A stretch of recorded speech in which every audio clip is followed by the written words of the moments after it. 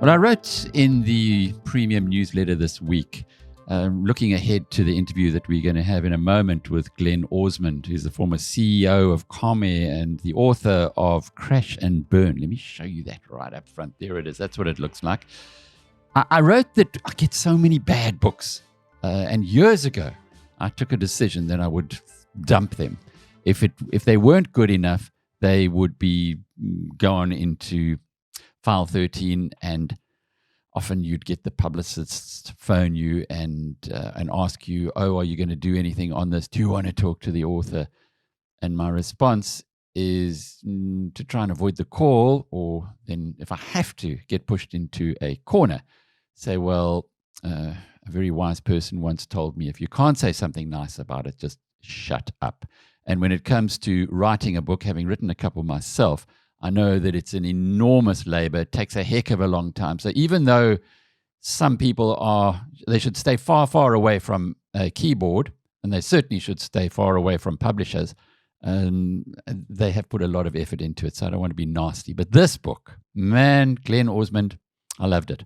I was riveted. You must know, reading your book has to compete in my life with Road to Serfdom by Hayek, or any other great book that I've got there on a very long list to read. And in this case, though, it was fabulous. But let's start your story in the beginning of where you start the book, which is in the old homeland of Bophuthatswana, 1989. You're an accountant, not a person who went off into the airline industry because you were a pilot or obsessed about it. You're one of the guys who shouldn't have gone there, according to Warren Buffett, because he reckons, very famously, that if there'd been a capitalist at Kitty Hawk in 1903, when the Wright brothers had their first flight, he would have taken out a revolver and shot both of them, because very few industries have destroyed shareholder value to the degree that airlines have. And yet you arrived there and, well, spent, as your book tells us, decades having a lot of fun, meeting some really crazy people, and quite a few miscreants amongst them. But just maybe unpack from the start why an accountant, which is a respectable career, would go into something like airlines. It really was a chance encounter. There was no dream of working for an airline. I've never been passionate about aircraft. In fact, flying is quite excruciating, to tell the truth. It was purely a chance encounter. I completed my articles at Price Waterhouse. I was in Mafeking. I needed something to do. I went to a bar, met a guy who was CEO of the local airline, and his CFO had just left and moved across to Comair. It's a very incestuous industry, and he asked me would I be interested. And I said, yeah, it sounds good. And in those days, you were hired without a psychometric test or without HR involvement or recruitment agencies. And I started a month or two later. So I started in airlines purely by chance. And once I was in it, I really just stayed in it. It's almost like you need to stick to what you know. And the more I stayed in it, I sort of became more of a specialist only in that thing. I was probably unemployable outside the industry. So I really just stuck in the industry for over 30 years.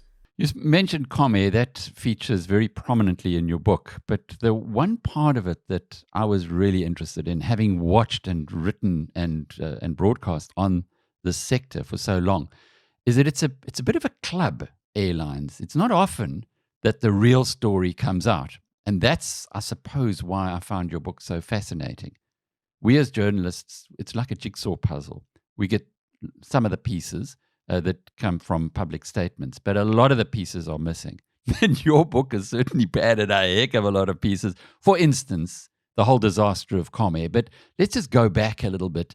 You met the Novics, the Novic family, Dave Novic, the late Dave Novic, and his son Gideon, who's very highly exposed in South Africa. You kind of had a mixed, reading through the book, a mixed assessment of them. And on the one hand, you really admired Dave. On the other hand, I got the feeling that you and Gideon didn't really sit comfortably around the same boardroom table. It was a great company. If you look at Dave Novic, he started there in the 1960s. I think he left in about 2010. And for his full career, they made a profit every year, Comair. And really, it was the three of them. It was Dave Novic as chairman, Martin Moritz, who was worked as the Comair deputy chairman, and Piet Viljoen as the CEO. And the strength lay from the three of them working together combined. Their skills weren't the same, their personalities were different, and they formed a really formidable team. And it was that team that drove the business for the 40-odd years that they made these consistent profits. So it's not really just an individual, but the steel backbone of the business in a way was probably Dave Novic. He's the chairman, an accountant as well.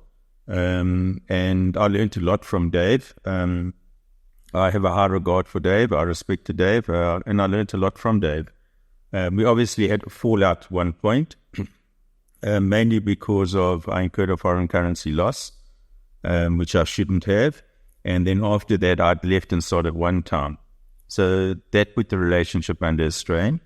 And but what's really gratifying, probably about 20 years after I left, when I returned to Comair, and Dave Novic had already left 10 years earlier, he called me when my appointment was announced as CEO, and he wished me luck. He said it was the right thing for the airline to hire me, and I was the right guy to fix the airline. So I found it quite gratifying that when I was at OneTime, we fought each other to the death. I mean, we just fought every day, every imaginable area we fought, in the market, in the press, operationally, fighting for skills and people. So it was really a tough fight. But at the end of it, 10 years later, he wished me well for the future. So, that was really gratifying for me. The son, myself and Gideon, he wished me well on the book. He sent me congratulations. We chat now and again. So I like to believe I have no enemies in the industry. There are times when we fought and there are times we worked together. So why is it so confrontational in the business sense? I suppose it's, if you look at the personalities involved, if you take who was running Comair, who was running Nationwide, if you take the actual people and you take their personalities, that's really what drives how these businesses were run and how the businesses were conducted and the approach to competition and matters like that. When I left Comair and started OneTime, it seemed to cross a line though. It was no longer let's just compete in the market fiercely, and some lines were crossed at the time. I talk about dirty tricks that happened at the time. So at some point it became personal, but in fact not probably for 8 years it was personal. We said at Comair, we never went to work, we went to war. We fought every day, knowing that there's this huge airline next door to us, market dominant, who has a sole objective of putting us out of business. So those years were a lot of fun, definitely. The most exciting part of my career. A lot of the book does refer to South African Airways as well. But the part that kind of opened my eyes was right in the early stages. You talk of an example of somebody who left SAA, went to Comair, gave across information that was confidential, and then was found out, was caught.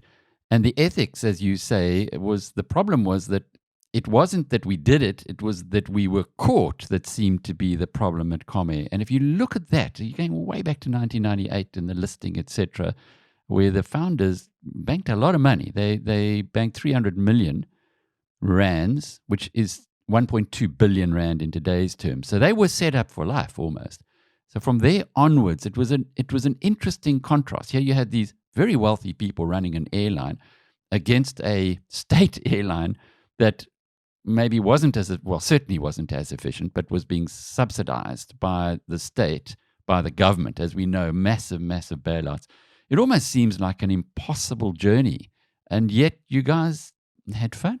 Yeah, like one of the themes in the book, there are a few themes I'd like to think. The one theme is what made Comair great and what caused the fall, what was the root cause of the failure. And where I talk about these things, it's just to show that the world in the 90s was very different to the world now in terms of business ethics, in terms of HR departments in terms of regulation and in terms of competition. So the world in the 90s was a lot tougher than it is now, in terms of the environment in which you operate. When I say tough, a lot less regulated than it is the environment in which you operate now. So I talk about that only as, if you look at the ethics, the sentiment was, we've been caught out. It wasn't, we shouldn't have done this, which is really the point I was trying to make, which is one of the ethics. It's just an anecdote about trying to put across, well, these are the ethics that prevailed in the industry at the time. And at the same time, I was part of it. So, there's no way I can go and throw stones and say, these were the bad guys and I was the good guy. That's how business was conducted in the 90s. And who were the good guys? Or were there any good guys in this whole play? No, of course. I think it's like any other industry. There's as many good guys and bad guys. And the ones who succeed are a mixture of the good and the bad guys. So, and it's also a question of perception. So I don't think it's unique to any other industry in terms of the bad guys and the good guys. What is interesting, though, is that there was this driving by the then dominant player, and it appears to be the same thing now with SAF Air, to put everybody else out of business by cutting costs. It's a really dumb strategy when you consider the longevity of business, because you put them out of business, someone else is definitely going to come back in, as has happened time and again in airlines. Why did the penny not drop for anyone that it really isn't the right approach, or might there have been something else that was driving it?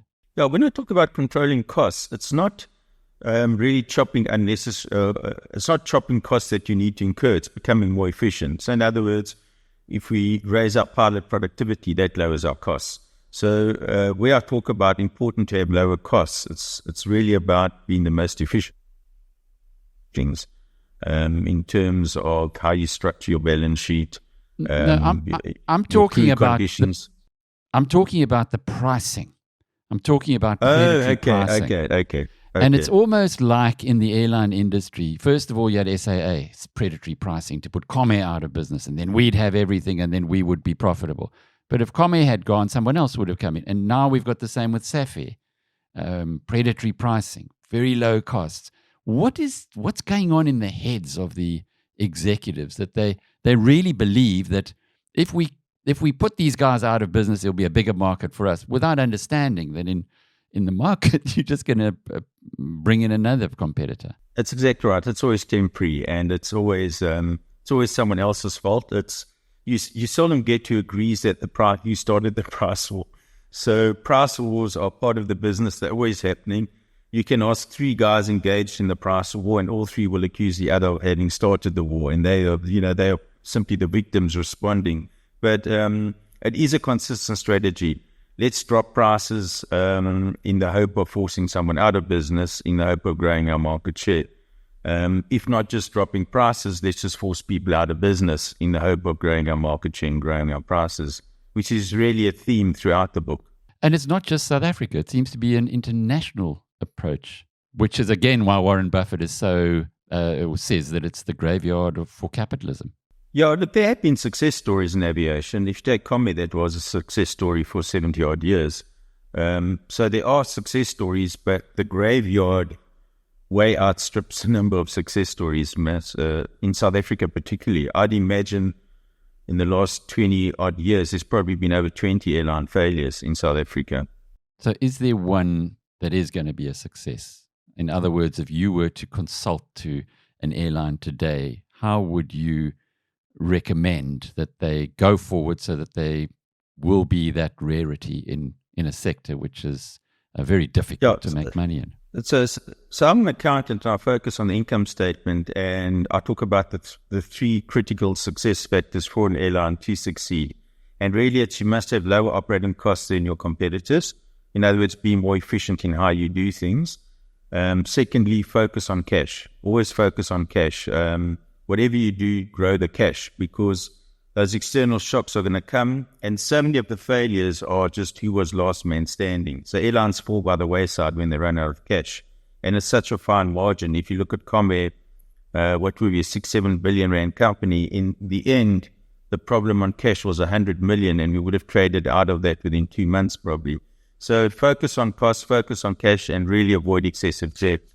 The mistake a lot of the airlines doing is saying, we need to fly the newest and the latest aircraft. It's wonderful. They're fuel efficient. They're wonderful aircraft, but you're taking on all this debt. So simplistically, low costs, grow cash, and avoid debt. And you avoid debt really by flying older aircraft, not the newest aircraft. In South Africa, earning rands, you can never afford new US dollar aircraft. It's just not possible because the rand is depreciating every year by the inflation differential. There's shocks on the currency, and you really can't afford to earn rands and try and pay off huge US dollar debts. Why did Comair not resuscitate, given that it had been going for 70 years, it had a great brand, and yet when it died, it died?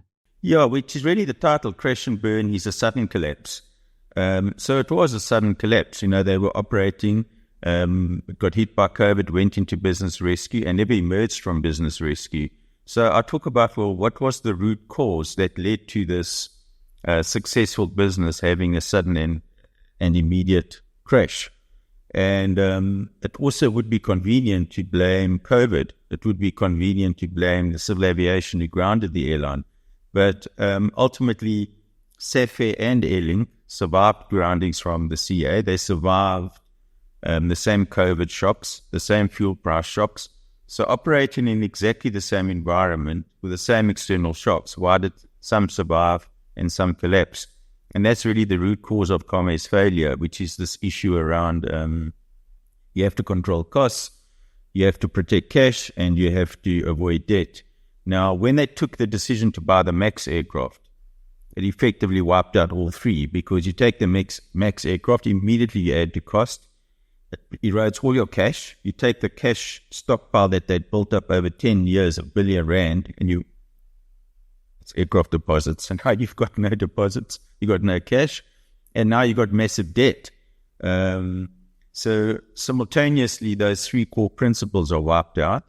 And then mixed with that is you've got a business that's lost control of costs just overall. Their break-even load factor was 86%.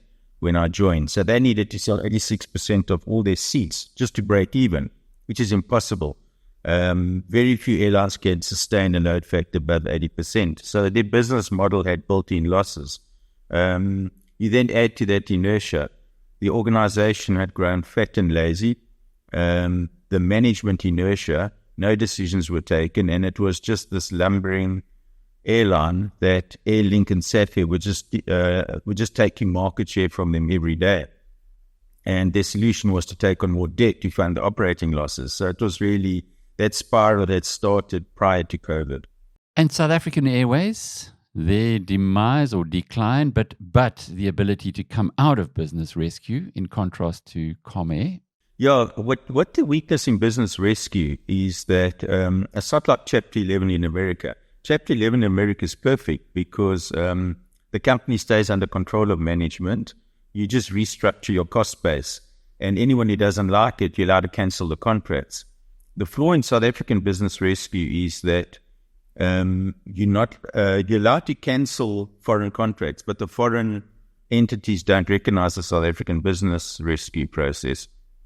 So in South African business rescue, if all your suppliers are South African based, perfect. But all our big suppliers were all foreign-based.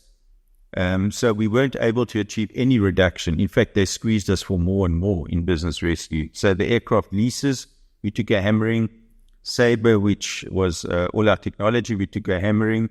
Aircraft maintenance, we took a hammering. So all these huge costs, we weren't able to reduce them at all because the foreign guys just said, well, we don't recognize South African business rescue. So that's really the one flaw. The other flaw in South African business rescue is that the business control is taken away from management and the board, and it's vested in the business rescue practitioners. And practitioners are generally they're from the industry of the liquidators. It's sort of, they normally specialize in business rescue liquidation. And their main fear in life is being sued, that either a creditor is going to sue them or a shareholder is going to sue them for a business rescue decision they take. So they hire an army of lawyers. So suddenly your legal fees rocket. Lawyers are making the calls.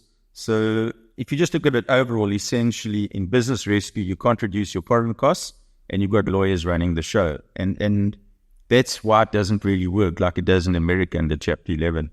I also was fascinated by the brinkmanship that was played by the creditors of Comair. Just unpack that for us, because it's almost like you're going to lose more if they go bust, but I'm going to push the envelope anyway. Yeah, it's applied to every stakeholder, not just the creditor. The sad thing is Comair could have been saved because it didn't need cash, it needed time. So when I say it didn't need cash, it had a cash shortfall, which was at the ultimate lowest season in the year, which is May. So at the end of May is when your sales are at the lowest, and it really is always a really tough month. So end of May happens and we have a shortfall. We know we can trade out of it because the season picks up in July, August, September. So we needed like probably 2-3 months to say, look, we can trade out of this. We just need some breathing space. And it needed to come from all the stakeholders, just a little bit. Something from lessors, something from the South African Airports Company, ATNS, something from the regulatory authorities, something from the staff and the trade unions, something from the banks.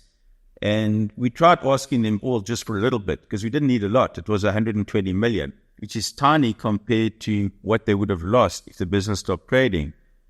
And I've always had this view that sanity will prevail in life, but this time sanity didn't prevail. And not a single of those 5 or 6 stakeholders was willing to budge an inch. They all took the view that this is not our problem, this is someone else's problem, please go away. And in the end, it was everyone's problem, and they all ended up worse off than they are now. And the role of the banks? Yeah, look, one of the flaws in the rescue plan was the obligations to the banks were really onerous in terms of interest rates. Unfortunately, the banks had taken a view when the rescue plan had been developed that they weren't really hard up for a rescue. They believed they had value in the aircraft, they had equity, and they really could walk away from the deal if need be. So we were always on the back foot in trying to negotiate a deal. So they hit us with horrendous interest rates, and they really squeezed us on the repayment terms in terms of what we had the debt. Where they shortened the terms instead of extending the terms. So that was really a squeeze on us on interest rates and even fees. We had to pay a lot of fees to the banks and so forth. And those numbers were really substantial. But at the time, the banks had taken a view that, or they'd be happy to walk away from it. So that really wasn't great. It was one of the weaknesses in the rescue plan that I have spoken about as well. There's so much to learn from your experience, so much that people reading this book will say is wrong with the system. The banks on the one hand, the business rescue practitioners on the others, the introduction of lawyers, the exclusion of management. How the heck are you supposed to trade out of a difficult situation if you're bringing in amateurs to run the show? But when you look back on it all and you look back on the career, any regrets that you actually went off to go and join that airline straight from school and perhaps not stay in the accounting profession? Oh, no, I have absolutely no regrets. I've enjoyed all of it. There's been lows and highs, fortunately more highs than lows, more successes than failures. So I've enjoyed it. And the alternative, staying in auditing, no, I don't think I would have made a great auditor. Those audit files used to kill me. So no, I have absolutely no regrets. It's been a great career. I'm young, so it's not over yet. And yes, I had absolutely no regrets. I've learned lessons.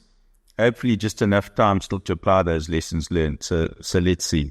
What is next for you? Oh, no, I need to stay in the industry. And, there are opportunities. There's always an opportunity for a new entrant. If you look at Safir now, they're market dominant. I think they're 60% of the market share. There's a real opportunity, I'd say, for a new entrant. Not necessarily that I'll be involved, but I think there will be a new entrant. I think SAA will be okay. They seem to be doing the right things. So I think the market will end up with SAA probably as the premium carrier, Safir as the low-cost carrier, and probably Airlink providing all the regional services. So that seems to be where the market is now, but it needs a new entrant. it's not healthy having Safir having 60% market share. And when you say that it was a great career and you enjoyed it, when I read your book, a lot of the work you had to do was fix things. And when you fix things, you start fighting with people. The pilots don't come out very well in your book, and you can maybe elaborate a little on that. But when you go into retrenching staff and getting people to cut, it's not an easy task. How did you approach that? Yeah, it's not easy, but I've always taken the view. So when I had to fix the aircraft maintenance company, they were losing 70 million and we had 700 staff. And I went in there and I had to retrench half. But so I retrenched 350 people. But in order to save, that saved the 350 jobs. So it's for myself, I always say I need to do it to save the jobs. So same at Comair, there were 2,200 staff. We operated a business of similar size with 1,200 staff.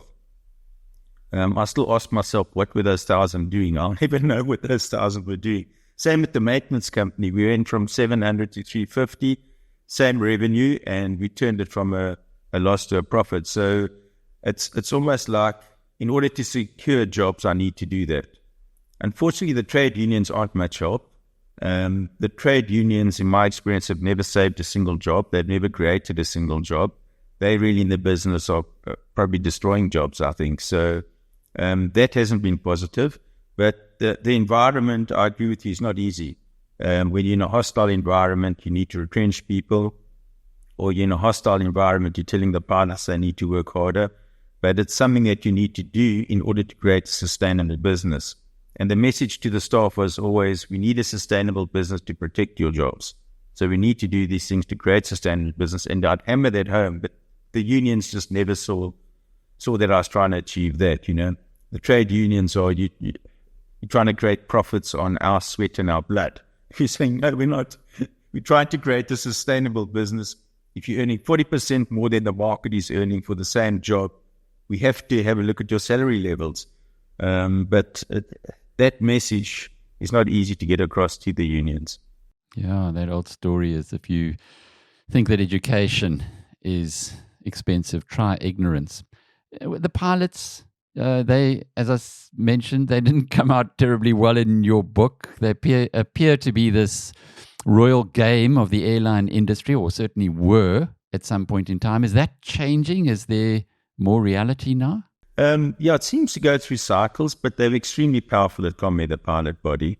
Somehow they'd managed to negotiate themselves their working conditions. And generally, it was always the lifestyle trumped the operational requirements of the company. And when I started the second stint, the pilots at Comair were on average flying 60 hours a month, while Safirs were flying 85 hours a month. And then the Comair pilots were earning 30-40% more than the Safir pilots. So once you combine that, our productivity was less than half of Safir's.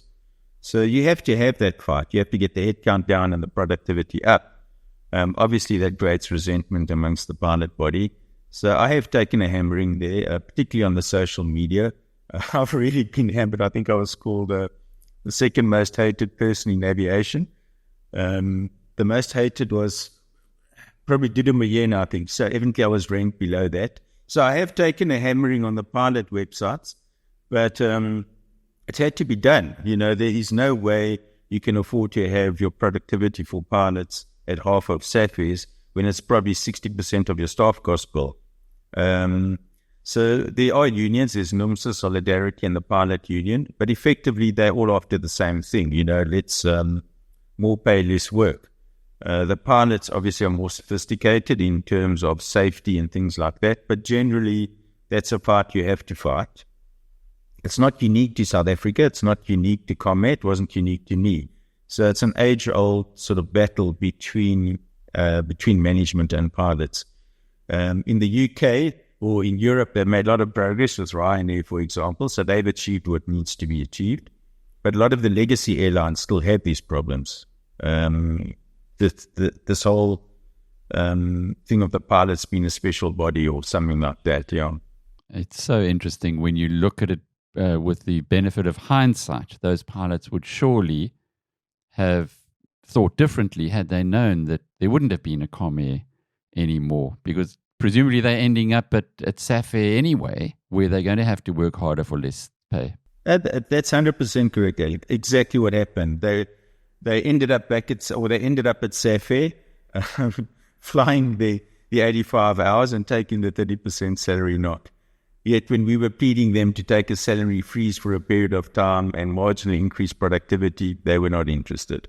Glenn, just to end off with, you said you are called the second most hated person in aviation. Well, we know Dudu Myeni is probably in a league of her own, but does it trouble you that, and why might that be? No, look, I think it was just a great opening line for the book review. It really doesn't trouble me, and I truly believe it's not true. I've really tried to act ethically in what I've done throughout my career.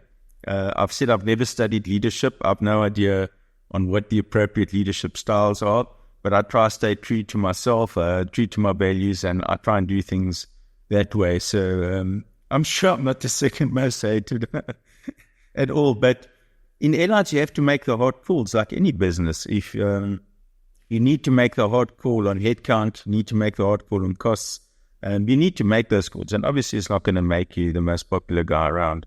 You need to make those calls in pretty much every business, but it just seems that in airlines it's more difficult for some reason. Why might that be? I think what makes airlines probably slightly different is the safety. Safety can never be compromised. And there's this false perception that airlines are safe because the civil aviation keeps them safe. The civil aviation have no impact on safety.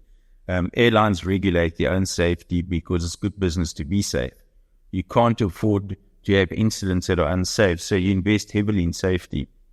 But yet there's often this thing that if an airline's bringing down costs, they're compromising on safety. So it probably makes that association is often made, which is really totally incorrect. There is absolutely no link between costs and negatively impacting safety. I've never been aware of a single call the airlines ever had to make on, well, let's save this cost, even though it might have a negative impact. So safety is always sacrosanct, safety is always on top of it. And in fact, airlines will always make the call the other way around. Let's rather cancel flights, So safety is sacrosanct, but yet there's this association between, if you're saving costs, safety might be impacted. Now, you can understand that. It's nobody will be that idiotic to say that we'll take a chance. Maybe we will have something falling out of the sky, because that's the end of the game.